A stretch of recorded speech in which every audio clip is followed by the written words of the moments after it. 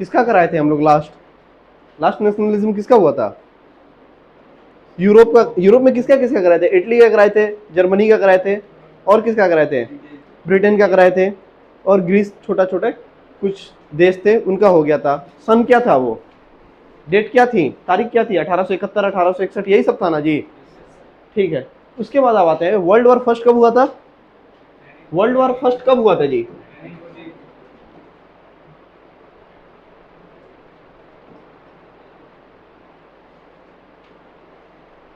1914 से लेकर 1918 तक। ठीक, 20 कौन बोल रहा है जी? ठीक, 20 में नहीं हुआ था, ये 4 साल चली थी ये लड़ाई, ये पीरियड था इनका। वो 6 साल चला था, जो सेकंड वाला आएगा ना वो 6 साल चला था। अब बात आती है इतना बड़ा कांड हो कैसे गया, जानना बहुत जरूरी है। चैप्टर में है क्या आपके? सिलेबस में नहीं होगा शायद। फर्स्ट 9th वाले में थोड़ा सा हम लोग इसको पढ़ना था, क्योंकि वहाँ पे हिटलर की बात हुई थी, तो वर्ल्ड वॉर 2 फर्स्ट को डिस्कस करना होता है, पर एग्जाम में सवाल इससे आ ही जाते हैं, और नहीं भी आते हैं तब भी पढ़ना बहुत जरूरी है। ये किसके किसके बीच हुआ था? नॉर्मल हम लोग जो सुनते हैं, एक था सेंट्रल पावर और दूसरा था allied. Allied power. Central power में कौन था जी? जर्मनी, ऑस्ट्रिया एंड हंगरी एक साथ थे उस टाइम, अभी अलग अलग है। ठीक। ऑटोमन, जो अभी का क्या हो जाएगा? टर्की। ठीक। जबकि उस टाइम बहुत ज़्यादा इसके पास डिस्टेंस था। और एक बोस्निया, बोस्निया या बुल्गारिया, बुल्गारिया। ठीक। अलाइड में क्या आ जाएगा जी? फ्रांस, रसिया, ब्रिटेन, यूएसए। ये 1917 में आया था, ये सवाल बहुत ज़्यादा पूछा जाता है। और यूएसए, रसिया 1917 में भाग गया था। ठीक। उसके बाद क्या आता है जी इसमें? जापान और इटली। ये लोग थे जो लड़ाई कर रहे थे। ठीक। लड़ाई कर रहे थे, उससे भी ज़्यादा इंपॉर्टेंट होता था लड़ाई क्यों हुआ था। यही है ना जी, वर्ल्ड वॉर फर्स्ट हुआ क्यों था। तो इसके बहुत सारे कारण है। कारण देखने के लिए हम लोग, अभी तो मैप नहीं दिख रहा है आपको इसमें, ये देखिए वर्ल्ड वॉर के टाइम का ये मैप है। कब का है जी? 9 अगस्त 1914 बमबारी स्टार्ट हो गया था। ठीक। उस टाइम का ये मैप है। इसमें आपको देखना क्या क्या है। सबसे पहले ये हम लोग मार्क करते हैं दो चीज़ों से, जो ग्रुप है ना, दो लोगों की ग्रुप है, इसमें मार्क कर दिया। ये वाला तुम्हारा कौन सा ग्रुप है? ए वाला, अलाइड वाला। ब्रिटेन क्या हो गया? अलाइड वाला। ये जर्मनी है, इसको हम लोग दूसरे रंग से करना पड़ेगा। ये कौन से ग्रुप का है? सेंट्रल का। ऑस्ट्रिया हंगरी सेंट्रल का। उसके बाद तुम्हारा ऑटोमन एम्पायर बचा। ऑटोमन एम्पायर पूरा किसका है जी? ये सेंट्रल का है। यहाँ पे बुल्गारिया है, ये सेंट्रल का है। ठीक।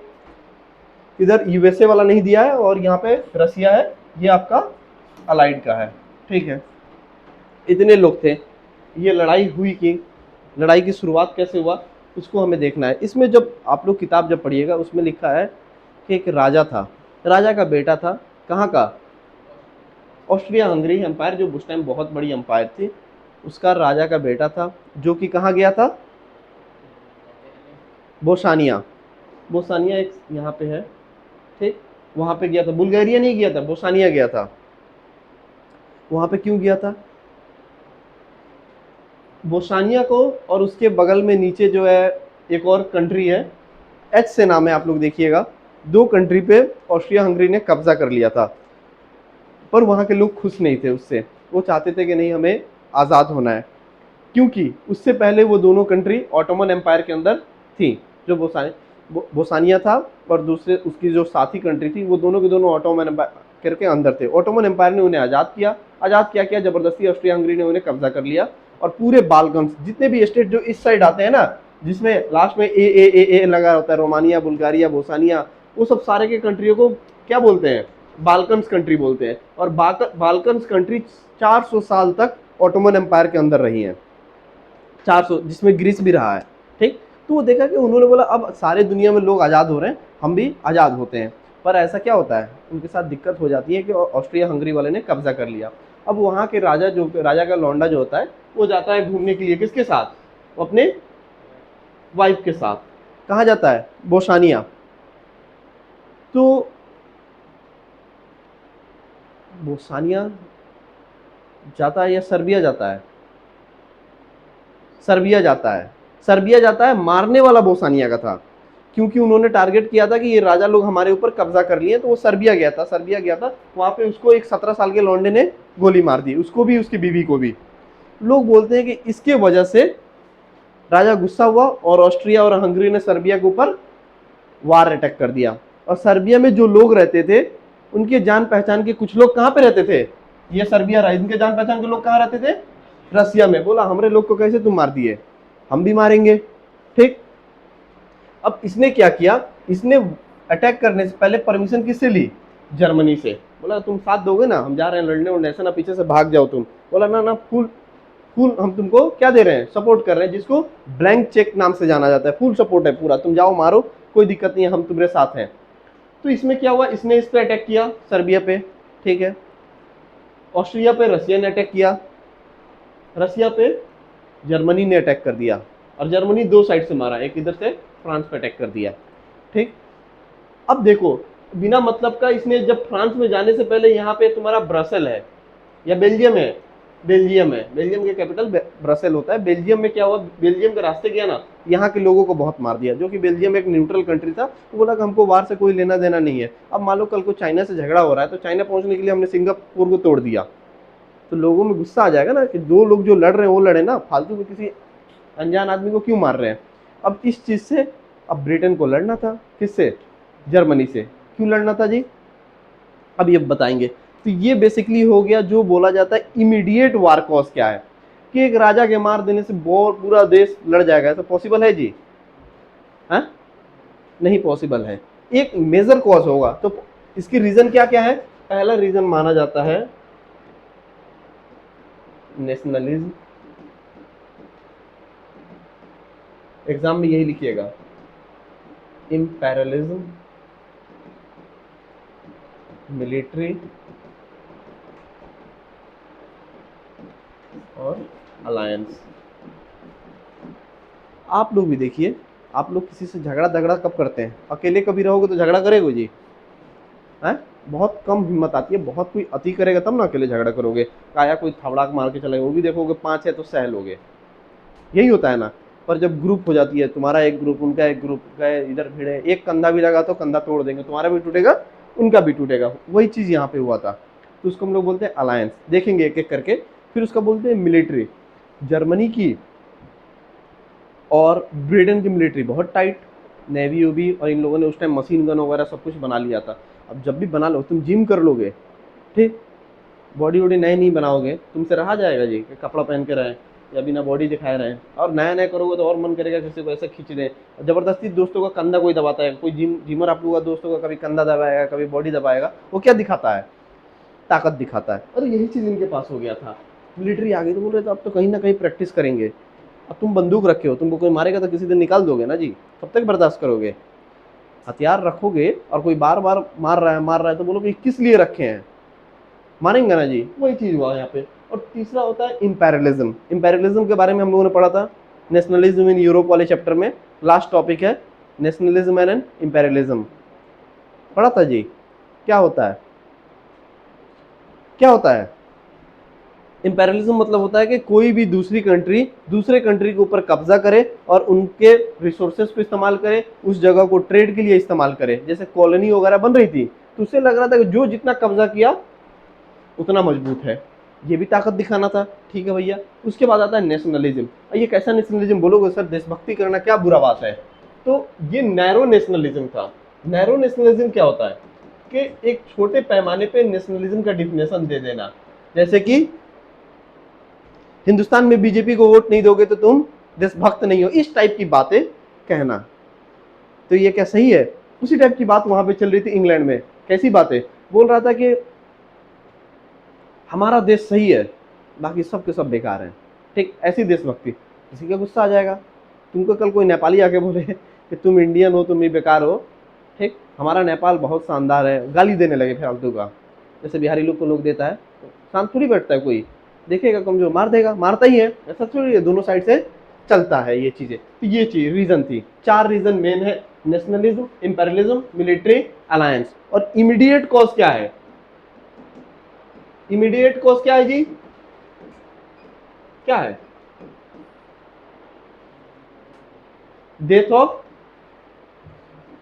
क्या नाम है जी उसका? आर्क ड्यूक फ्रैंडेड, जो राजा था कहाँ का? ऑस्ट्रिया और हंगरी का। उसकी बीवी का नाम क्या था? सोफी। वो दोनों लोगों को मार दिया। इस तरीके से वार की शुरुआत होती है। अब इस वार की तरफ एक एक साइड हम बढ़ते हैं, देखते हैं कहाँ से शुरू हुआ था ये। अब देखो, वार से पहले जो अलायंस वाली चीजें बताई थी उस पर भी एक चीज देख लीजिएगा कि अलायंस कैसी थी। कैसी अलायंस थी ये? 2 अलायंस बनी थी।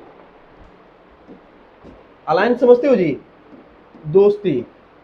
एक हुआ था ट्रिपल एंटेट, किसके किसके बीच में? जर्मनी, ऑस्ट्रिया एंड हंगरी और इटली के बीच में। कब हुआ था ये? 1882 में पहली दोस्ती हुई थी। अब इस दोस्ती का नियम कानून क्या था? बोलोगे सर ये कैसा दोस्ती था कि इटली भाग के उनके साथ चला गया? दोस्ती तो इनके साथ थी, पर इटली भाग गया था सेंट्रल के साइड में। क्यों? बोलो, नहीं पता? बात ये होता कि इस ग्रुप जब बनी थी, बोला गया था ये काम करते हैं, हमारी जो दोस्ती है ना, ये डिफेंस के लिए है। अगर हमारे देश पे कोई अटैक करेगा, किस पे? ऑस्ट्रिया पे, जर्मनी पे और इटली पे, तो हम तीनों मिलके उसके खिलाफ लड़ेंगे। पर यह बात नहीं होता कि आप किसी को जाइएगा मारने तब हम आपके साथ आएंगे। इटली ने यही बात बोल के साइड ले लिया। बोला कि ऑस्ट्रिया हंगरी ने क्या किया है? सर्बिया पे अटैक किया है। पहले सर्बिया ने अटैक नहीं किया, पहले रसिया ने अटैक नहीं किया कि हम आपके साथ आएंगे। हमारी जो संधि हुई थी, हमारी दोस्ती का एक प्रिंसिपल था कि हमको कोई जब मारेगा तो हम साथ मिलकर मारेंगे, पर आप ही कूद गए हैं मारने के लिए, तो इस चीज में हम पीछे आते हैं। और देख लिया होगा कि यहाँ पे मामला बहुत गड़बड़ है। तो ऑस्ट्रिया हंगरी ही बच गए थे। दूसरा एक ग्रुप बना था जिसका नाम क्या था? Triple alliance. ये बना था 1907 में। इसमें कौन कौन थे जी? रसिया, फ्रांस और ब्रिटेन। ये 3 लोगों की एक ग्रुप थी। इन लोगों ने बोला था कि हम लोग भी सेम है, जैसे देखा वो लोग ग्रुपिंग कर रहा है, और यही लोग मजबूत थे उस टाइम में। जर्मनी और ब्रिटेन ही सबसे ज्यादा मजबूत था। जब आर्मी का वो देखिएगा ना, खर्चा वगैरह, तो जर्मनी के पास बहुत था, और तकनीकियां भी थोड़ी बहुत टाइट वाली थी, मामला बहुत हेवी था उनका। वो 2-2 लोगों, 3-3 लोगों को संभाल लेता था। उसके बाद था कि इन दोनों का कि हम दोनों पे कोई अटैक करेगा तो हम लोग साथ मिलके आ जाएंगे। तो एक बार ऐसा हुआ था कि जब वो जो इलाका है आपका, मैप कहाँ गया जी? मैप पे आइएगा यहाँ पे। ये रसिया जो है ना, वो ऑस्ट्रिया हंगरी को क्या बोलता है कि एक काम करो कि जो दोनों कंट्री जो आज़ाद हुई हैं, बोस्निया और एक और कंट्री जो थी उसको, और सर्बिया को तुम अपने कब्जे में ले लेना, हम कुछ नहीं बोलेंगे। पर उसके बदले जब हम ऑटोमन एम्पायर को लेंगे ना, तो तुम भी कुछ मत बोलना, ठीक? लोगों ने बोला यार ये कैसे? ऑटोमन एम्पायर को में सिर्फ इस्तांबुल की बात हुई थी, क्योंकि इस्तांबुल से बीच में एक देखिएगा, इस्तांबुल से कटता है, एक एशिया हो जाता है और दूसरा यूरोप हो जाता है। दोनों के बीच में एक कनाल टाइप का है जो जोड़ता है। बोलता है कि ये वाला मामला मेरे लिए बहुत सही रहेगा, मेरा ट्रेड व्रेड बहुत अच्छे से हो जाएगा, तो इस जगह को हम कब्जा करना चाहते हैं। पर रसिया में रहने वाले जितने भी लोग थे, जो सर्बिया, बोस्निया, बुल्गारिया में थे, वो विद्रोह करने लगे। नहीं, ऐसा नहीं होगा, हमारे लोगों को तुम दान देकर, क्योंकि सर्बिया में कौन लोग थे? रसिया के कुछ एथनिक ग्रुप थे, जिन्होंने बाद में जाकर यूगोस्लाविया कंट्री बनाई थी, जो बाद में फिर से टूट गया था 5-6 पार्टों में। तो उनके लिए इन लोगों को बोला नहीं नहीं नहीं, ऐसा कुछ नहीं होगा। तो रसिया ने ऑटोमन वाले इस्तांबुल पे कब्जा नहीं किया, क्योंकि वो थोड़ा सा कमजोरी में गया। पर ऑटोमन जो था वो रसिया से बहुत चिढ़ा हुआ था। ये बोला कि कभी भी अटैक करेगा, तो ये सिर्फ रसिया को देखकर कूद गया वार में कि हम भी मारेंगे इसको। ठीक, भले बाद में फिर टूट गया, वो अलग बात है। अब आते हैं कहानी पे। ग्रुप ग्रुप देख लिया आपने, 2 ग्रुप है। दिन था कौन सा? जून 28 था।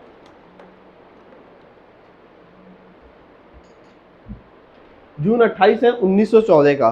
राजा कौन है? Archduke Francis Ferdinand of Austria and Austria के, इनका एसेसिनेशन हुआ था। कहां पे? कहां पे हुआ जी? सर्बिया में। ठीक, जुलाई 5, 1914 में जर्मनी ने क्या बोला कि, जर्मनी ने बोला कि हम तुमको ब्लैंक चेक देते हैं, जाओ तुम मारो। जो कहानी थी कि राजा मर गए, उन्होंने दोष दिया सर्बिया को कि तुमने इन्हें मरवाया है, हम तुम्हें बर्बाद कर देंगे, पूरा ख़त्म कर देंगे। जिस लड़के ने मारा था उसकी उम्र 17 या 19 साल की थी। पूरा तरीके से आतंक फैला दिया था। तो जुलाई 5 को जर्मनी ने अश्योरेंस दे दिया, हम तुम्हारे साथ हैं, तुम जाओ मारो, ब्लैंक चेक दे दिया, उसको हम लोग बोलते हैं।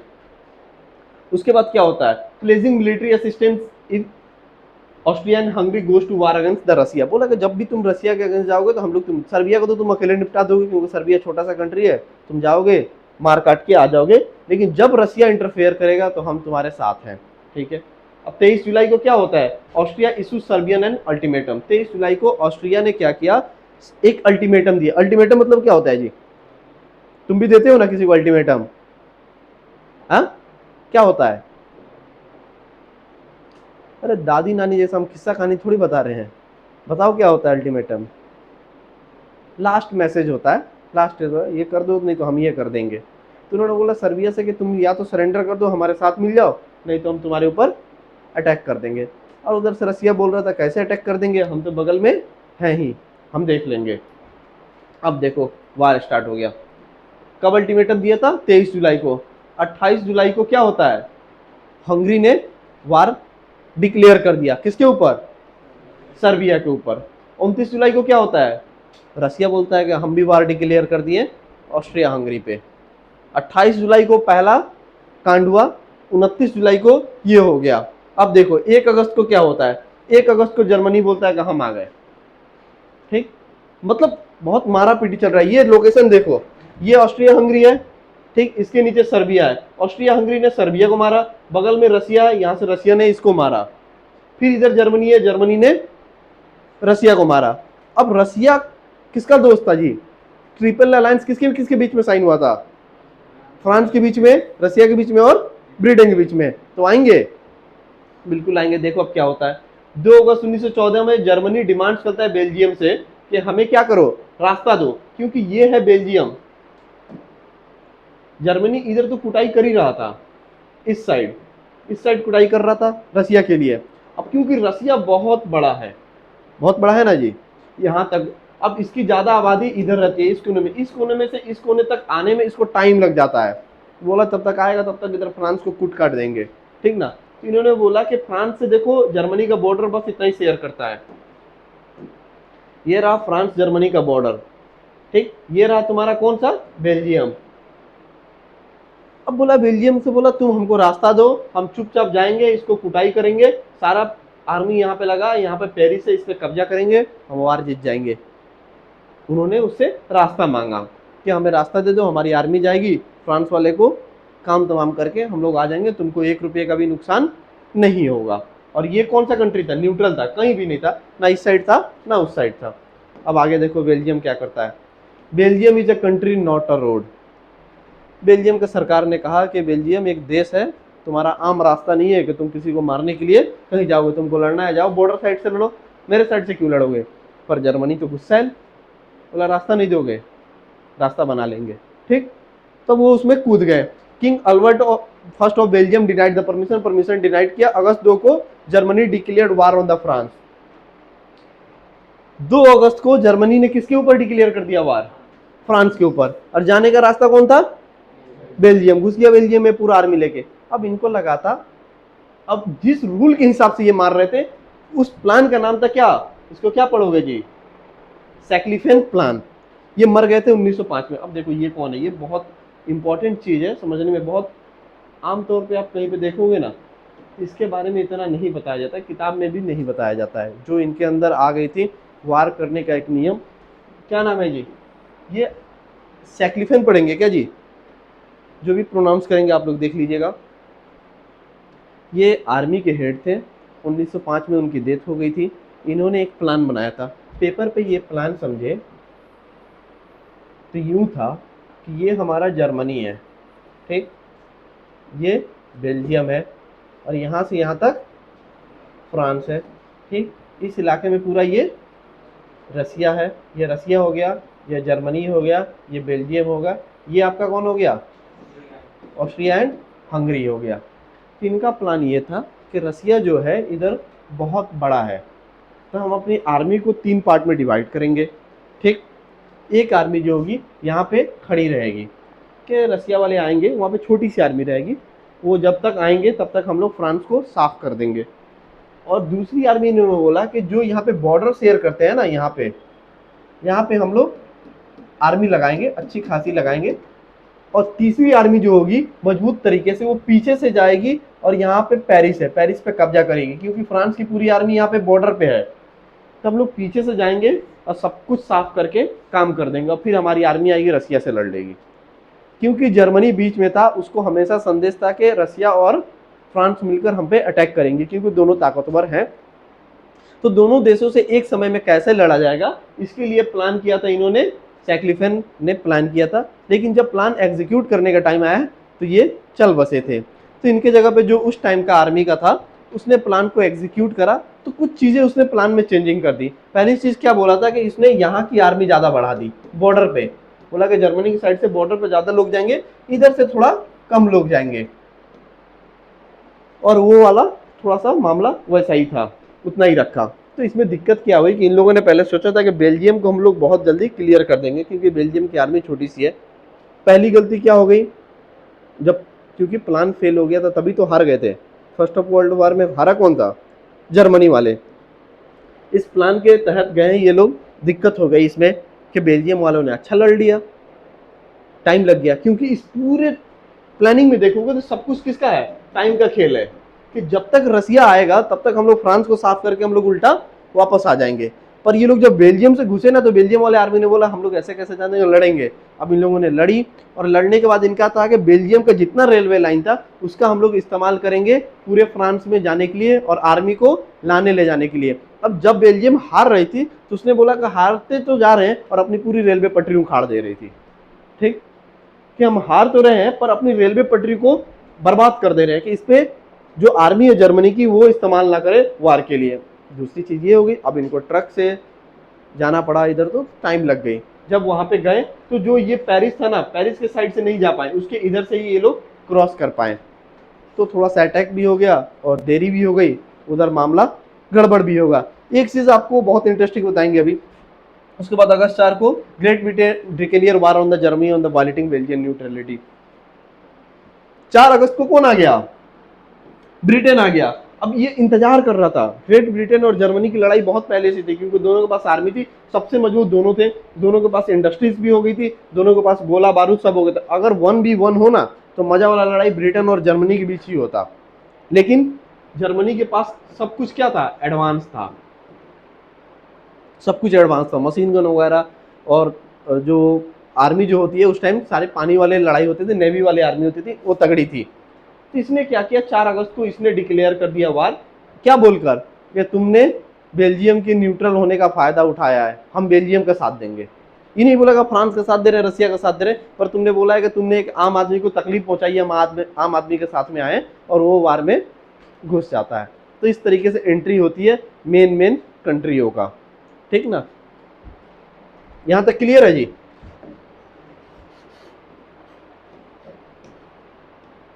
अब आते हैं 1914-15 में लोगों का क्या इल्यूजन था और स्टेलमेट थे, देखते हैं। यूरोपियंस बहुत ज्यादा क्या थे, एक्साइटेड थे जी। Many Europeans were excited about the war. उनको लगता था कि ये हो रहा है जैसे कि आप लोग जैसे यहाँ पे बैठते हो, पाकिस्तान को कल को वार हो जाती है, एक्साइटमेंट रहता है रहता है ना, कितना मार दिया, गोली चली कि नहीं चली। पर वहाँ का जो रिजल्ट होता है ना, कभी आंख से देख लीजिएगा तो जिंदगी में कभी भी मन नहीं करेगा कि कभी वार हो, क्योंकि वार का रिजल्ट हमेशा बहुत बेकार होता है। ठीक, defend your self against the aggressor. अब ये इनके मन में ये थे कि ये जो जैसे हम लोग को बोला जाता है जब भी पाकिस्तान से लड़ाई होती है, अरे आतंकवादियों ने मार दिया। अब तुम चाह के भी कैसे बोलोगे कि वार रोक दो, तुम बोलोगे अरे आतंकवादी मारा है, ईंट का जवाब पत्थर से दो। ठीक, तुम इधर से मिसाइल मार दो, वो बंदूक मार रहा है तुम मिसाइल मार दो। डोमेस्टिक डिफरेंसेस वर पुट असाइड। जितने भी आपसी झगड़ा था, जैसे ओवैसी साहब कितना झगड़ा करते हैं बीजेपी से, पर झगड़ा जब पाकिस्तान से हुआ तो इधर से सब कूद गए। उसी तरीके की चीज वहां पे चल रही थी। War would be over in the few weeks. बहुत लोगों को लगा था अरे असम झगड़ा तो होते रहता है, जैसे इंडिया पाकिस्तान को होता है 2 दिन में निपट जाता है, ऐसे ये भी होगा। किसी ने नहीं सोचा था कि वर्ल्ड वार होगा। क्यों नहीं सोचा था जी, उससे पहले जो भी झगड़ा होता था लाठी से होता था, तलवार से होती थी, हाथों से होता था, घोड़ों से होती थी। पर ये मामला थोड़ा सा गड़बड़ हो गया। यहाँ पे पहली बार मशीन गन आई थी। मशीन गन पहली बार वर्ल्ड वार फर्स्ट में यूज़ किया गया था, बारूद का इस्तेमाल किया गया था। अब सोचो कि वर्ल्ड वार 3 हो जाए, क्या होगा? खत्म हो जाएगा, सब कुछ खत्म हो जाएगा। न्यूक्लियर वेपन आ गया है, एकदम से पाउडर बना के रख देगा। ठीक, अब आते हैं, believe that modern industrial war could not be conducted for more than a few months. अब बोल रहा है कि कोई भी जो वार है, अब इंडस्ट्रियल वार करने का मतलब है कि आजकल वर्ल्ड वार होगा तो तुमको लगता है 4-6 साल तक चलेगा? कितना दिन काफी है? न्यूक्लियर चल गया तो 1 दिन। हर जगह न्यूक्लियर है ना जी, कहाँ नहीं है? साउथ अमेरिका और अफ्रीका में न्यूक्लियर नहीं है। एशिया में कितना है? 4 न्यूक्लियर, 4 के 5। किसके किसके पास भी न्यूक्लियर है जी? इस, किसके पास है? अरे यार, एक तो ये बहुत लेट है, अब ये तो इधर ना खसकेगा।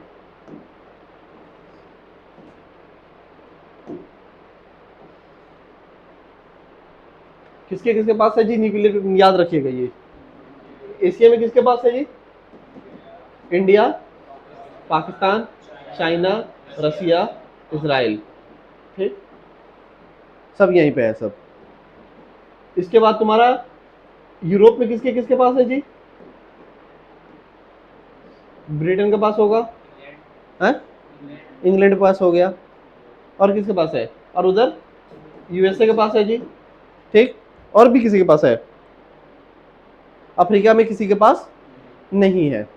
तो सब बर्बादी का जरिया एशिया में ही है। अरे नॉर्थ कोरिया को भूल गए। ठीक, नॉर्थ कोरिया के पास भी तो है। इसके, उससे सब डरे हुए रहते हैं। अब इसके पास क्यों है? जब हम लोग, अगर इंटरेस्ट आएगा तो कभी हम लोग पढ़ेंगे, क्योंकि वो प्यादा समझते हो? प्यादा नहीं समझते हो? मोहरा समझते हो? किसी और को इस्तेमाल किया जाता है, तो नॉर्थ कोरिया को इस्तेमाल करता है सब चाइना और रसिया वाला। ठीक, क्यों करता है? बात हो रही है तो देख लो, जब मैप में जाओगे, वर्ल्ड मैप में देखोगे तो उस साइड में जब ये जापान, ये जापान जो है, जापान इधर छोटा सा द्वीप वाला देश है, आइलैंड देश है। उसके बगल में आप देखिएगा, इधर साउथ कोरिया है, ऊपर नॉर्थ कोरिया है, और ये पूरा आपका चाइना हो जाता है। ठीक, और ऊपर से रसिया हो जाता है। ये रसिया हो गया, ये चाइना हो गया, ये नॉर्थ कोरिया, ये साउथ कोरिया, ये जापान। जापान पे किसकी आर्मी? यूएसए की। साउथ कोरिया में किसका सपोर्ट? यूएसए का सपोर्ट। ठीक, अब ये बोल रहा है कि यूएसए खुद ना लड़ेगा, कभी ना लड़ेगा। यूएसए खुद कभी नहीं लड़ेगा, क्योंकि इतना डेवलप्ड है, अगर वहां पे एक बमबारी हो गई तो यूएसए फिर पीछे चला जाएगा, फिर उसकी ताकत खत्म। पूरी ताकत उसकी किस चीज की है? पैसे की ताकत है। अगर एक बार उस पर अटैक होगा, वार में कोई देश एक बार गया मतलब वो पीछे आ जाएगा, 10 साल, 20 साल, 30 साल, 40 साल, 50 साल पीछे चला जाएगा। तो वो कभी ना लड़ता है, वो लड़वाता है। तो यहाँ पे क्या रखा है? आर्मी रख दिया जापान का, आर्मी अमेरिका का, पर जमीन जापान का। गोली जब भी चलेगी रसिया पे और चाइना पे, तो इन लोग को किस पे मारना पड़ेगा? जापान पे। आई बात समझ में? साउथ कोरिया के साथ भी वैसा ही है, यहाँ पे पूरी टेक्नोलॉजी रखा है। तो लोग बोला कि हम भी अपनी जमीन का बर्बाद करें, हम भी किसी को पाल लेते हैं, तो इसने नॉर्थ कोरिया को पाल लिया। अगर यहाँ तक एक द्वीप है, वहां पे यूएसए की आर्मी है, तुम बोला कि तुम करो, हम भी देखते हैं। तो क्या न्यूक्लियर वेपन का क्या किया था? चेक कर रहा था। इधर पूरा ओशन है ना जी, जापान के ऊपर से एक न्यूक्लियर वेपन चेक कर रहा है। कौन? नॉर्थ कोरिया वाला। डर आता है, उसको पता है कि हम मारेंगे उरेंगे नहीं, डरा रहा है। और ये करवाता कौन है? China Russia. वो कि वो आगे ना बढ़े। और इसने एक ऐसी भ्रम बना दी है कि इसके अपने दोस्त के देश के लोगों से प्यार है ही नहीं। वो बोलता है मार, हम भी मार ही रहे, तुम भी मार दे लोगों को, कोई दिक्कत नहीं है, पर हम मारेंगे, तुम्हारे देश वाले तो तुमसे प्यार करते हैं। तो उसको कोई डर नहीं है, वो कभी किसी को नहीं मारेगा, सिर्फ डराता और आता है। जब तक चाइना और रसिया नहीं बोलेंगे, वो किसी को नहीं मारेगा। उसकी आर्मी को सपोर्ट करते हैं, उसकी कंपनी को, उसको पैसा दिया जाता है। उसका देश चलता कैसे है जी? ना टूरिज्म है, ना इंडस्ट्रीज है, पूरे तरीके से आइसोलेटेड है। तो पैसा उसके पास आता है रसिया और चाइना की तरफ से। तो इस तरीके से वार लड़ी जाती है। तो अभी वर्ल्ड वार देख रहे हैं, वर्ल्ड वार 2 देख लेंगे, उसके बाद स्टार्ट होगा कोल्ड वार। वर्ल्ड वार से खतरनाक कोल्ड वार होता है। ठीक, औरतों का लड़ाई है वो। अब देखते हैं कि इसमें वार में क्या क्या दिखता है आपको। लोग बहुत ज्यादा क्या हो जाते हैं, fatal attraction of the war, कि जब कभी भी लड़ाई होती है तो इंसान के अंदर से इंसानियत जो होती है थोड़ी बहुत खत्म हो जाती है। Accelerating release from the everyday life, a glorious adventure, war would rid the nation of selfishness, spark a national rebirth based on the heroism. अब इसमें बोला जा रहा था कि सबको, अब देखो वार में क्या होता है, आर्मी को जो भी लोग लड़ रहे थे उनको प्रोत्साहित किया जा रहा है, उनके लिए कविता लिखी जाती है। जब वर्ल्ड वार देखिएगा तो बहुत ऐसे पोएट थे जिनको आर्मी ने अपॉइंट किया, जर्मनी ने या ब्रिटेन ने, उन्होंने बोला तुम पोएम लिखो, अच्छी अच्छी पोएम लिखो जो हम लोग आर्मी वाले को सुनाएंगे, वो लोग और मोटिवेट हो जाएंगे। जैसे इंडिया में जब झगड़ा होता है, चले चलो बढ़े चलो, इस टाइप की बहुत देशभक्ति वाला सॉन्ग्स होंगे। जैसे बॉलीवुड में जब भी आर्मी आती है तो देखते हो किस तरीके का बंदूक जब चलता है, तो अच्छी अच्छी पेट्रियोटिक सॉन्ग होती है जिससे आपके अंदर आ जाता है कि हम भी आर्मी बनेंगे। ठीक, कभी नेता लोग बनेगा आर्मी? नहीं बनेगा, गरीब लोग को ही आर्मी बना शुरू से ही, और अभी तक भी गरीब लोग ही आर्मी बनते हैं। उनका नाम जैसे देश प्रेमी है भाई, देश प्रेम है, वो लड़ता है। पर वार की सिचुएशन हमेशा आर्मी नहीं क्रिएट करते हैं, पॉलिटिकल लीडर्स क्रिएट करते हैं, और वहाँ पे मरते हैं आम नागरिक है। तो उस चीज़ के बाद बहुत बोला गया था वो वार नहीं होगा, पर ऐसा कुछ नहीं है। अब आते हैं इसके बारे में, वो जो प्लान हमने पढ़ लिया था, किसका प्लान था जी? सेक्लिथेन का प्लान था, जो वहां पे था कि दोनों साइड वार कैसे लड़ेंगे, बेल्जियम के रास्ते से आएंगे फ्रांस में, ये चीज तो हम लोगों ने अच्छे से देख लिया है। अब ये ट्रेंच क्या होता है जी? जब वार जो हो रहा था ना, तो उसमें खड्डा जो हुआ था बना बनाकर लोग उसमें रह रहे थे, और वो बहुत खतरनाक था। अब ये बोल रहा है कि कहां से कहां तक था, English channel to Switzerland. English channel कहां पे है? फ्रांस और ब्रिटेन के बीच में जितनी भी जगह होती है उसको हम लोग क्या बोलते हैं? इंग्लिश चैनल बोलते हैं। उसमें इन लोगों ने 6 से 8 फीट तक गड्ढा खोना था, उसी में ये लोग रहते थे, और इस तरीके की वार की सिचुएशन थी वहाँ पे। फिर ट्रेन के बारे में बता रहा है, ये देखो कुछ कुछ विजुअल्स है उस जमाने की, तो वही ऐसी ही है। लोग ऐसे रहते हैं वार के टाइम में, जो आर्मी लड़ते हैं, कहाँ बाहर निकले तब तक मार कर ख़त्म कर देगा। जैसे ईरान में अभी भी है ना, सारी जो उनकी जो मिसाइलें वसाइलें बनती है वो ज़मीन के अंदर बनती है, ऊपर वो लोग उड़ा के चले जाते हैं, ऊपर दिखेगा ड्रोन से देख लेगा, ज़मीन के अंदर का ड्रोन से देखेगा। ठीक, कुछ समझ में नहीं आएगा। लाइफ इन द ट्रेंच, अब देखो कि इसके अंदर लाइफ कैसी थी। ये जो एक छोटा सा ऐसा किनारा नहर जैसा खोद दे, उसके अंदर आपको रहना पड़ेगा, तो उसमें लाइफ कैसी होगी? बहुत बेकार होगी। क्या लिख रहा है? एक तो वायर से पूरा बंधा होता है, कंक्रीट, मशीन गन नेस्ट, ये सब सारी चीजें होती है, motor, batteries, troops life with the holes underground. अब ये थोड़े थोड़े सांस लेने के लिए लोग क्या करते हैं, ऊपर थोड़ा सा जैसे सांप जैसे रहता है ना, अंदर उसका घर, अंदर पूरा एम्पायर है सांप का, ऊपर क्या रखता है? छोटा सा होल रखता है जिससे हवा जाता है और जिंदा रहता है। उसी तरीके से ये लोग रहते थे। अभी भी जब भी वार होता है तो ऐसे ट्रेंच बना के रखे जाते हैं। इवन जब 1526 में बैटल ऑफ पानीपत हुआ था, फर्स्ट बैटल ऑफ पानीपत, तो इसी का इस्तेमाल किया गया था, ट्रेंच का इस्तेमाल किया गया था, क्योंकि बाबर के पास उतनी आर्मी नहीं थी, तो ट्रेंच का इस्तेमाल किया था। हर जगह क्या थी? बर्बादियां ही बर्बादियां थे। We all had on us the strains of dead bodies. अब ये बता रहा था कि इंसान चल भी किसके ऊपर रहा था? मरे हुए लाशों के ऊपर चल रहा था। Death number the soldier minds, shell shock, psychological disaster. Psychological समझ रहे हो? कि कोई बगल में मरा हुआ है, जैसे तुम किसी से झगड़ा करते हो, सामने वाले पार्टी ने मार दिया किसी एक को, खून निकल गया तुम्हारी, ऐसे मामला या तो लो हो जाता है या तो बहुत हाई हो जाता है। ठीक, तो साइकोलॉजिकल डिजास्टर भी था, उसमें बीमारियां उमारियां भी बहुत ज्यादा थी।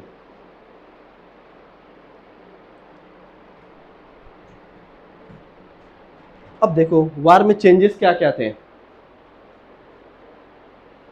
Dog fights in the air, bombing inaccurate, कोई कहीं भी मार रहा है, क्योंकि पहले रेंज वाली मिसाइल नहीं थी, जिसको जहां से मिला वहां से मार दिया, खत्म। जो उसमें शामिल है वो भी, जो नहीं शामिल है वो भी मर रहे हैं। रोमांटिसाइज द बैटल फील्ड्स, इसका कहने का मतलब है जो कवि वाला बात हमने बोला था कि अच्छी अच्छी पोएम, अच्छी अच्छी ये सारी चीजें सुनाई जा रही थी। पेरिस और लंदन को तो बहुत बम मारा था। मतलब फर्स्ट हाफ में 1917 तक हम बता दें, जर्मनी अकेले रसिया, ब्रिटेन और उसको रुला दिया था पूरे तरीके से, कि एकदम के पूरा मामला गड़बड़ गड़बड़ था। लेकिन 1917 में जब अमेरिका एंट्री लेता है तब चीजें पूरी बदल जाती हैं। जब भी दोनों बार में, जब वो बार में एंट्री लेता है, क्योंकि वो फ्रेश आता है भाई, पूरे तरीके से पूरी अपनी चीजों के साथ फ्रेश आता है, और फिर वो यहाँ पे इसको हरा देता है। हरा देने के बाद जो चीज़ें होती हैं, जो ट्रीटी ऑफ वर्साइल साइंस होता है, उसमें चीज़ें बहुत गड़बड़ हो जाती हैं। उन्होंने किस तरीके से जर्मनी को जो लूटा, उस चीज़ को देखकर बहुत आहत हुआ था Hitler. First of world war में चीज़ें जो हार गए थे ये लोग, जब हारने का रिजल्ट लिखिएगा, जब भी एग्जाम के आंसर में, तो लिखिएगा जब अमेरिका की एंट्री हुई 1917 में, तब ये लोग पूरे तरीके से थक चुके थे। वो फ्रेश तरीके से आया और उसने अपने मॉडर्न जमाने की चीज़ों के साथ वार में अटैक कर दिया, बहुत मारा, जर्मनी वाले को बहुत मारा था उसने। ये रहा ईस्टर्न फ्रंट। ईस्टर्न फ्रंट कहने का मतलब उस साइड रसिया और जर्मनी के साथ क्या हुआ था। Russian army moved into eastern Germany on August 30, 1914। Defeat भी किया था। ऑस्ट्रियंस किक आउट सर्बिया, और सर्बिया ने उनको, सर्बियन को निकाल भी दिया था। इटालियंस अटैक ऑस्ट्रिया इन 1915। इटली ने किस पे अटैक किया था? ऑस्ट्रिया पे, जो कि इटली इनका दोस्त हुआ करता था, पर देखा मौके का फायदा उठा के ये भी कूद गया। फिर जर्मनी कहाँ पे आया? ऑस्ट्रिया को बचाने के लिए रसिया में एंट्री किया और 300 माइल्स अंदर जाकर मारा था। अगर जर्मनी नहीं होता तो ऑस्ट्रिया हंगरी का हाल बहुत बुरा होता। अगर जर्मनी नहीं होता, ऑस्ट्रिया हंगरी लड़ने भी नहीं जाते। लड़ने से पहले पूछ के आते तुम हमारा साथ दोगे? वो फुल साथ देंगे, तुम लड़ो। ठीक, ये ईस्टर्न फ्रंट की हाल थी। Much more mobile more than the west. अब बोल रहे थे कि जितनी मार जो कटाई चल रही थी ना, ईस्टर्न पे ज्यादा चल रही थी, मोबिलाइज थे, लोग ज्यादा थे यहाँ पे वेस्टर्न के मुकाबले। तो यहाँ पे लॉस कितनी हुई थी? 2.5 मिलियन। कौन लोग मरे थे? रशियन किल्ड, कैप्चर और ऑनडेड। ऑनडेड मतलब होता है उनको तकलीफ वकलीफ आई थी। तो आप लोग एक चीज देखते हो, बहुत लोग ऐसा बोलते हैं कि रसिया में जो मेल फीमेल का सेक्स रेशियो बहुत ऊपर नीचे है, तो उसमें इसका कारण बताते हैं कि फर्स्ट में भी सेकंड में भी वहाँ के लोग, एक तो वहाँ की रिप्रोडक्शन बहुत स्लो है और वार में ज़्यादा लोग मर जाते हैं, उसके हिसाब से माना जाता है कि वहाँ पे सेक्स रेशियो बहुत अल्टर है। इवन वेस्टर्न कंट्री में जो जो वार में शामिल हुए थे, वहाँ पे मेल फीमेल का थोड़ा सा ऊपर नीचे हो गया है। Germany and Austria Hungary join by the Bulgaria in सितंबर 1915 में, और उन्होंने सर्बिया पे अटैक किया था। ये ईस्टर्न फ्रंट की बात बता रहा है, ये हम आपको भेज देंगे। अब देखो, women took war factory job, receive lower wages than males, food shortage made running household difficult. ये घर की कहानी बता रहा है, घर में औरतें कैसे वार से लड़ रही थी। मर्द सारे बाहर चले गए, बच्चों को रोएंगे तो कौन देखेगा। औरतें देखती थी, खाना भी नहीं था, जो ये काम करती थी उनमें रुपया भी वार के टाइम में सब कुछ गड़बड़ हो जाता है, सब कुछ बंद हो जाएगा, इमरजेंसी लग जाएगा देश में अभी भी। जब वार होंगी तो उसमें बहुत ज़्यादा झेलना पड़ेगा, हिंदुस्तान जैसे गरीब देश को और झेलना पड़ेगा। तो ये होम फ्रंट की बात कर रहा है। ईस्ट फ्रंट आपने देख लिया, ईस्ट फ्रंट पे कौन कौन लड़ रहा था? ऑस्ट्रिया, हंगरी, रसिया, सर्बिया और जर्मनी। वेस्ट फ्रंट पे कौन लड़ रहा था? जर्मनी, फ्रांस और ब्रिटेन। और वेस्ट के साइड से ही कौन आता है? यूएसए आएगा और समाप्त कर देगा। इसीलिए उस टाइम से और आज तक पश्चिम का बोलबाला है। अभी भी हम लोग सब कुछ एडॉप्ट किसका करते हैं? Western adopt. अभी एक चीज उसमें हम बताएंगे, ये आप होम फ्रंट है, हम आपको भेज देंगे, वो आप लोग एक बार देख लीजिएगा घरों की कहानी क्या थी। इसमें कुछ नहीं है। वार जब खत्म होता है 1917 में, रसिया जो होता है सरेंडर कर देता है। वो बोलता है ना अब हमको नहीं लड़ना, हम पूरे तरीके से बर्बाद हो चुके हैं, पूरे तरीके से जर्मनी ने बहुत रुला दिया था इनको। और उसी टाइम में यूएस जो होता है ज्वाइन करता है, नवंबर 11 को काम तमाम कर देते हैं। रसिया के आने के बाद वार जो होता है खत्म हो जाता है। तो ये चीज़ थी। हो जाने के बाद, जब हो जाती है वार, तो एक संधि साइन होती है, ट्रीटी साइन होता है। तो ट्रीटी ऑफ वर्साइल 1919 में साइन हुआ। उसके बाद लीग ऑफ नेशन बनाया गया। जैसे यूनाइटेड नेशन अभी है, उसी तरीके से उस टाइम लीग ऑफ नेशन बनाया गया था, तो ऐसी वार फिर कभी ना हो। उसमें यूएसए ही नहीं था। ठीक, यूएसए ने बनवाया, पर यूएसए उसमें मेंबर होने से पहले आपको पार्लियामेंट से आपको अपनी मंजूरी देनी थी, और यूएसए उसका मेंबर ही नहीं था। एक वो वजह थी। और दूसरी बार जब हिटलर बड़ा हुआ तो उसने सबसे पहले लीग ऑफ नेशन को उड़ाया, क्योंकि जब बंटवारा हुई थी, ट्रीटी ऑफ वर्साइल को एक बार अलग से हम लोग पढ़ लेंगे कि किस तरीके से एक एक चीज को लूटा गया। बर्बाद तो दोनों हुए थे, पर जो हार जाता है ना, उसकी प्रॉपर्टी से छीनकर सब कुछ रख लिया जाता है। और एक बहुत ही अच्छी चीज आप लोग जानोगे, जो फ्रांस का राजा था उस टाइम, और दूसरा कौन है? जर्मनी का राजा, और तीसरा रसिया का राजा। तीनों राजा कजन ब्रदर थे। ठीक, मतलब चाचा के लड़के थे, और तीनों ने पूरे चीज को तहस नहस कर दिया। जार निकोला उस टाइम रसिया का राजा था, और कैसर विलियम नहीं, वेलहेम जर्मनी का था। और जॉर्ज फाइव करके ब्रिटेन का राजा था, ब्रिटेन का राजा था, फ्रांस का नहीं ब्रिटेन का। इन तीनों लोगों ने मिलकर तहस नहस कर दी। तीनों एक, उनके दादा एक ही थे, दादा एक ही हैं, और सब तीनों तीन जगह के राजा बने और सब कुछ बर्बाद कर दिया आपस में, क्योंकि खून में ही लड़ाई थी। भाई भाई की लड़ाई और खतरनाक हो जाती है जब ऐसी चीजें हो जाए तो। और दूसरी चीज हम लोग बोल रहे थे कि वेस्टर्न चीज को अडॉप्ट करने का, अडॉप्ट के बारे में हम आपको एक चीज बता दें। जब ऑटोमन एम्पायर का रूल था पूरे दुनिया में, और पर्शियन चीज़ों के बारे में आप लोग जानते होंगे, अभी भी पर्शियन समझते हो, फारसी जो होता है उसका बोलबाला पूरे दुनिया में था। तो उस टाइम जो यूनिवर्सिटी थी टर्की में, इराक में, ईरान में, वहाँ पे लड़कियाँ पढ़ने आती थी इटली से, ग्रीस से, ब्रिटेन से, फ्रांस से। ये हम वेस्टर्न जो कॉलोनिज्म और इंपेरियलिज्म की पहले की बात बता रहे हैं, जब इस्लामिक रूल था। और वो लोग जब अपने यहाँ जाती थी ना, जब अपने घर जाती थी, तो यहाँ का कल्चर दिखाती थी। बुर्का पहन लिया, जो यहाँ का कल्चर है, अरबिक बोल ली, जो पर्शियन फैशन था, जो अरबिक फैशन था, उसको अडॉप्ट करती थी। क्यों? क्योंकि जब वहाँ गए जाएं तो लोग उनको देखकर ये समझे कि ये पर्शिया से पढ़ के आई है। उस टाइम के ज़माने में वो ट्रेंड था बोलबाला। जैसे आज जो होता है, जो लोग बाहर जाते हैं, इंग्लैंड जाते हैं, इंग्लैंड के हम लोग एजुकेशन हासिल करते हैं, छोटे कपड़े पहनते हैं। क्यों? क्योंकि हमको आज के ज़माने से मॉडर्न समझा जाए। समझ में आ रहा है? नहीं समझ में आ रहा है? सब कुछ दिखावे पे डिपेंड है। उस टाइम अरबिक, पर्शियन ये लोग बड़े थे, तो उनकी कल्चर बुर्का उर्का उस जमाने में पहना जाता था। फ्रांस में, इटली में लड़कियां पहनती थी और दिखाती थी कि हम तो अभी पढ़ के आए बहुत बाहर से। मतलब उस टाइम का मॉडर्निटी क्या था? अरबिक और पर्शियन था। जैसे आज का मॉडर्निटी जो है, जो फ्रांस और इटली में जो लोग पहनते हैं, ब्रिटेन में लोग पहनते हैं, उन कपड़ों को हम लोग अडॉप्ट करते हैं, तो ऐसा समझा जाए कि हम भी अंग्रेजी जानते हैं और हमारी भी विचारधारा थोड़ी सी इंडिपेंडेंट और लिबरल है, तो हम उस चीज़ को अडॉप्ट करते हैं। तो ये सब कुछ किस पे डिपेंड करता है? ट्रेंड पे।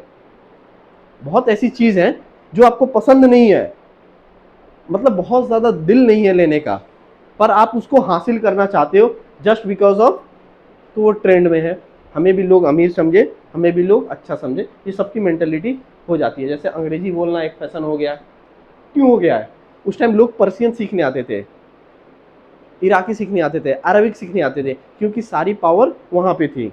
अभी सारी पावर वेस्टर्न के साइड है। हमें जॉब भी करना, अच्छी जॉब के लिए हमको कहाँ जाना पड़ना है? यूरोप की तरफ मुंह देखना पड़ता है कि यूरोप चले जाएं तो हमारा बेहतर हो जाएगा। तो उसके लिए अंग्रेजी सीखनी पड़ेगी, जर्मन सीखना पड़ेगा, स्पेनिश सीखनी पड़ेगी। तो ये चीज़ें हैं। इस चीज़ को अब चाइना अपने साइड मूव कर रहा है, तो अपना कल्चर ला रहा है, अपना लैंग्वेज ला रहा है।